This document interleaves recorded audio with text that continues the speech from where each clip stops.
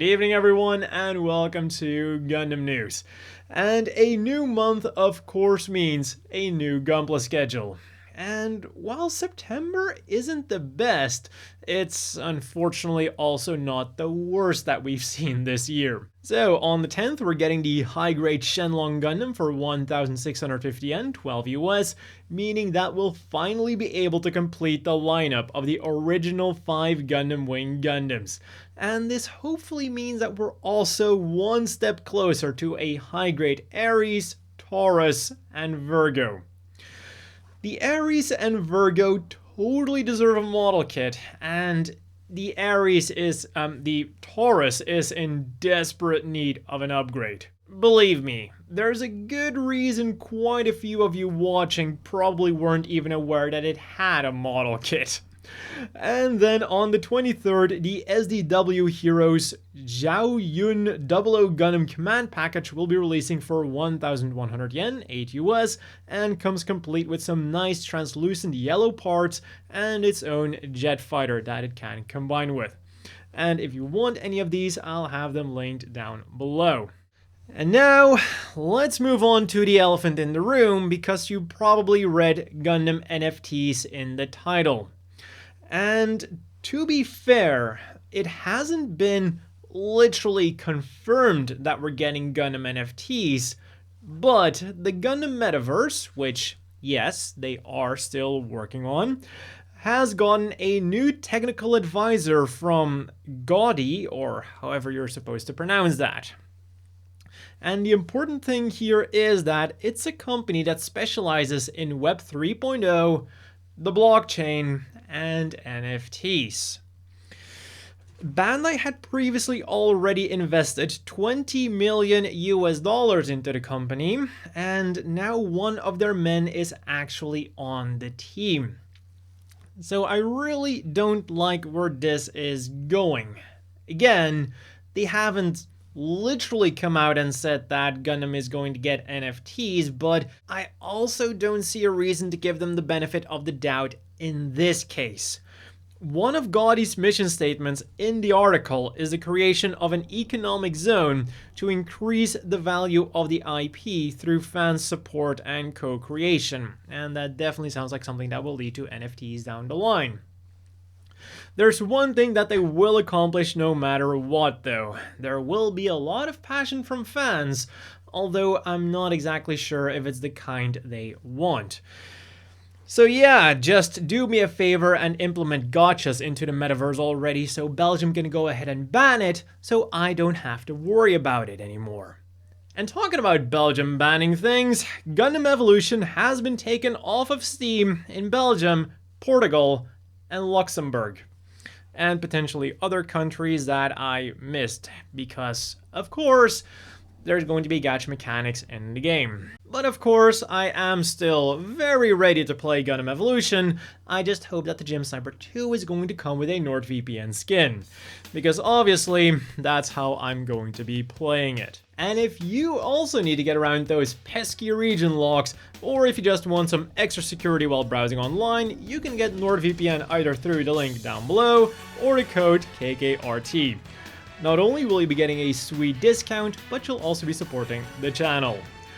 Moving on to the more positive headlines then. Yesterday, The Witch from Mercury Prologue was officially released on YouTube for everyone to see, with a variety of subtitles, including English.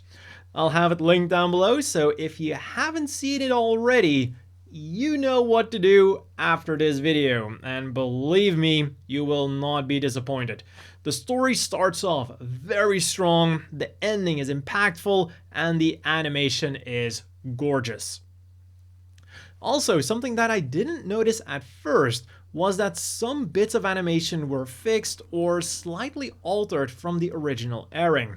And the biggest change that I came across was shared by Waffles on Twitter. The face of Aries' father now looks much more in pain with the added wrinkles, but I do think the red eyes and smaller pupils should have been kept. In the original, those really pushed the idea that something was happening that shouldn't be happening. And since we're on the anime news, Cucuruz Doan's Island will be getting a 4K Ultra HD Blu-ray, regular Blu-ray, and DVD on November 25th. The regular versions will go for 7,000, 5,000, and 4,000 yen respectively, which is $50, $36, and $29 respectively. And the Blu-ray will also be getting a special limited edition for 9,900 yen, 70 US. It'll come with the soundtrack, an extra DVD containing special videos, and an extra 16-page booklet. And the best news of it all is that all versions will come with English subtitles. Moving on to P-Bandai then, who launched one hell of an assault on our wallets on Wednesday. 4 items went up for pre-order at once, with one of them being the Metal Build Strike Rouge Grand Slam equipped version. It'll cost you a whopping 29,700 yen, 215 US, and comes with all the stuff you'd expect it to. The Ale Striker pack with shield, beam rifle, and 2 beam sabers, and then of course the Grand Slam with some extra cool gimmicks. Not only does it fold up into stored mode, but now it can actually be stored on the machine, thanks to some extra joints. And just going by the picture, it does look really cool that way. And of course, being a Strike Gundam, it can also mount all the other Striker packs, and if you have the regular Strike Gundam, that can of course also use the Grand Slam.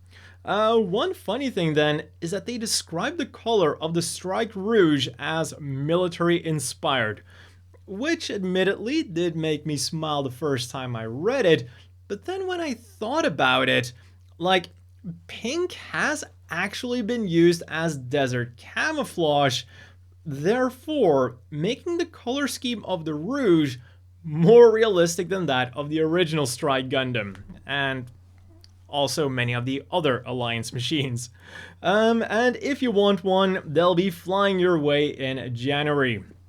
The second machine then was the high-grade Jim Sleggar Custom from Cucuruz Doan's Island.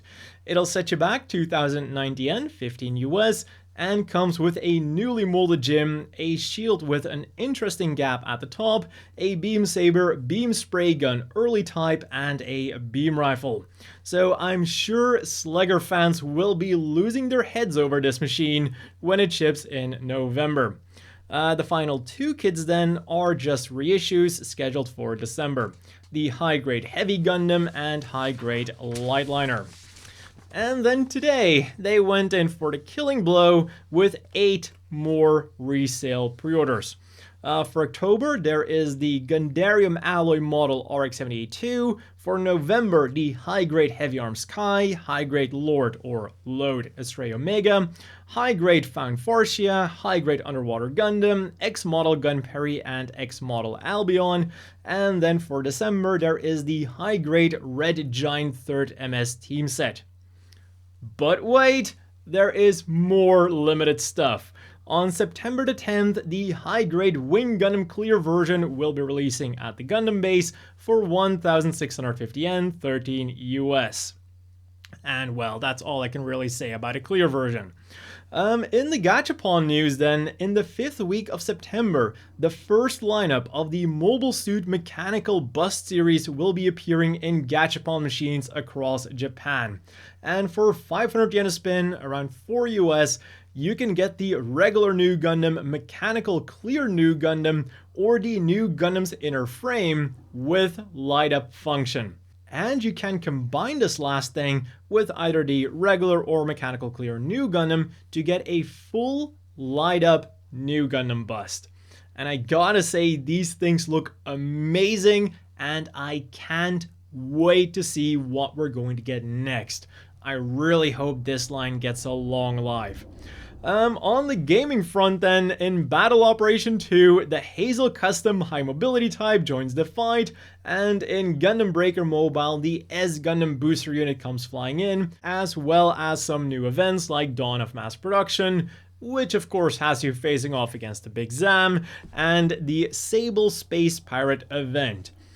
Meanwhile, in UC Engage, they're getting the ultra rare Unicorn Gundam Perfectibility, ultra rare Banagher links, a special video on the life-sized Unicorn Gundam, and there is a clan battle event, which is of course paired with some login bonuses and special achievements. In other news then, apparently some Twitter users got their panties in a bunch after VTuber Kason posted a picture of her with her completed Neo Zeong, and Mr. Hobby will be releasing a lineup of Witch from Mercury inspired paints in October.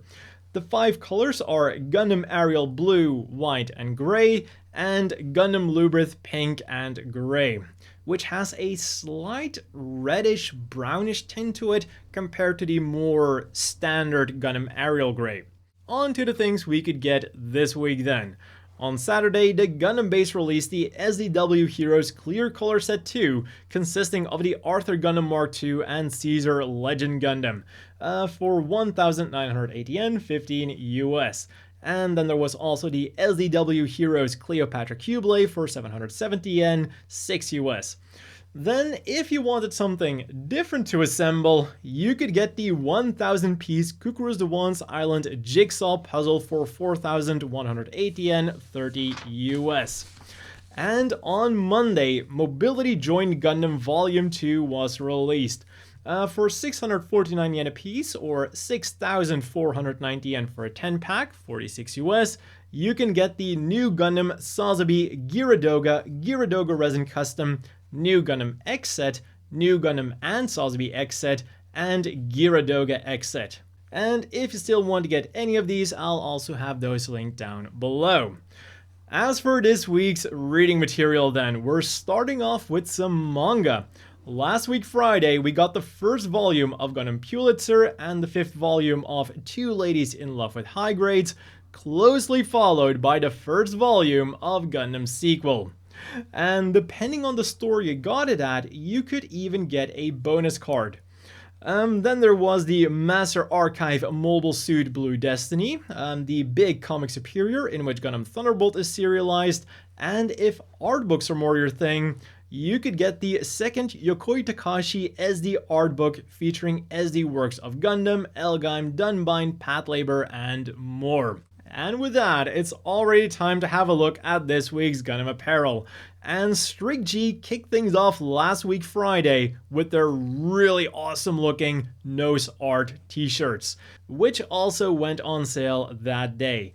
For 5,280 yen, 38 US, you can get a khaki t-shirt with the Zeon Forces emblem, a black one with the Zaku 2 F-Type emblem, or a black one with Char's emblem. So if you're a Zeon or Char's fan, you definitely owe it to yourself to try and get one of these. From Bankore then, on Wednesday, pre-order started for their pretty interesting Victory Gundam collection. For 3,300 yen, 24 US, you can get a black cap with either the Victory Gundams or the Victory 2's V-Fin, and they of course look really good. And for 2,200 yen, 16 US, you can also get them on a mug. But if ships are more your thing, then you can get all of Victory Gundam's ships on either a t-shirt for 3,520 yen, 25 US, or a bath towel for 3,850 yen, 28 US. And what I find a bit unfortunate is that with the t-shirt you get all of the ships, with the front being the Ligue Militaire and the rear being the Zanskar Empire, whereas with the towel you get 2 different towels with only one side each. And with the Zanskar Empire using some pretty out there designs, I think I would have preferred getting a t-shirt with just the Ligue Militaire ships. But whatever the case might be, I do also think it would be really cool to see ship t-shirts like this from other series, like the original Gundam, Zeta Gundam, or like Gundam Seed, because they all have some really cool ship designs that I would love on a t-shirt. And talking about Zeta Gundam, their second lineup is the Titan series, which went up for pre-order today. You can get a cap for 3,960 yen, 29 US, which has a simple but very nice looking red Titans logo, a tote bag for 2,200 yen, 16 US, that has the Titans logo on it with the founding date, a t-shirt for 3,520 and 25 US that also has the Gundam Mark II's head on the back, and then the final logo design is definitely the best in my opinion.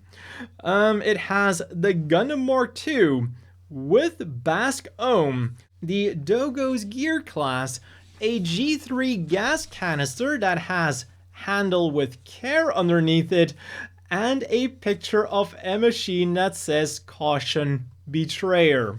You can get it on a shirt for 7,150 yen, 50 US, a face towel for 2,530 yen, 18 US, or a mini towel for 880 yen, 7 US. And all of these Banquet items are shipping out in October. But I kept the best for last. The Republic of Zeon mess tin that you can take with you on a camping trip. It's got markings for the Earth Attack Force's 2nd Terrestrial Mobile Division, and it comes with quite a few nice features. On the inside, it has measurements for milliliters and rice, it comes with a grill, and for added fanciness, it also comes with a leather handle and a storage bag. Sales opened at P-Bandai on Friday, and it can be yours for 6,050 yen, 44 US. And then, as usual, let's wrap up this week's Gundam news with some polls.